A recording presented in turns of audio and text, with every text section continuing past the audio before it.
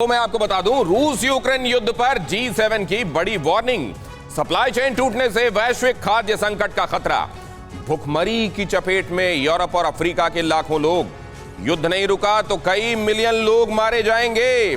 43 million 43 million लोगों पर पहले ही भुखमरी का खतरा था। करीब 5 करोड़ लोग ऐसे जो सीधे सीधे भुखमरी की चपेट पर आने वाले थे, और अब यह खतरा और ज्यादा बढ़ सकता है।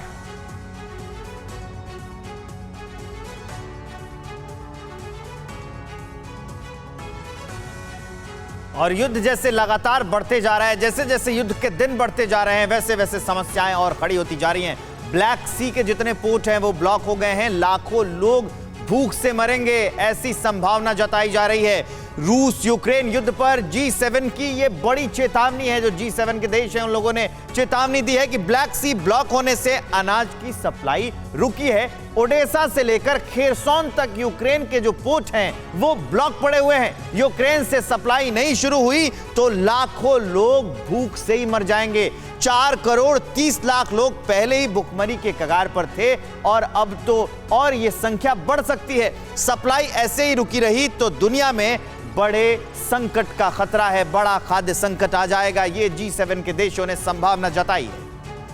G7 कंट्रीज जब ये संभावनाएं जता रहे हैं, तब ये भी देखना होगा कि आखिर रिस्पॉन्सिबिलिटी किसकी है, कौन है जिसे ये रोकना चाहिए था, किसकी वजह से ये सिचुएशन बन रही है। और डॉक्टर झा, मैं आपसे ये जानना चाहता हूं, आपके मुताबिक ये जब खबरें आ रही हैं कि इतने सारे लोग भुखमरी की चपेट में आएंगे, दूसरी तरफ खबरें ये आ रही हैं कि जो एस्केलेशन है उसको रोकने के लिए कहीं किसी की भूमिका अभी इस समय दिखाई नहीं दे रही है, तो ऐसी बातें कहाँ किसी को जगा रही हैं?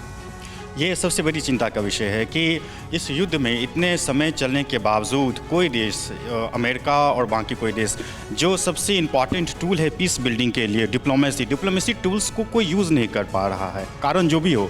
और इसकी खामियाजा उन देशों को ज़्यादा भुगतना पड़ेगा जो कमज़ोर हैं आर्थिक दृष्टिकोण से।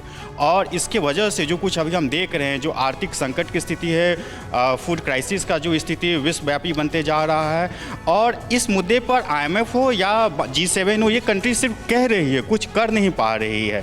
अब देखना ये होगा कि इस संकट को कैसे खत्म किया जाए। दिक्कत ये है कि इस संकट को खत्म करने की अगर कोई कवायद शुरू होती है तो वो कहीं ना कहीं रसिया के पक्ष में जाएगा, और यह एक सबसे महत्वपूर्ण कारण है कि बाकी जितने देश हैं, NATO और दूसरे देश, इस पे गंभीर प्रयास अभी नहीं कर पा रहे। बिल्कुल एफर्ट्स करने की जरूरत है।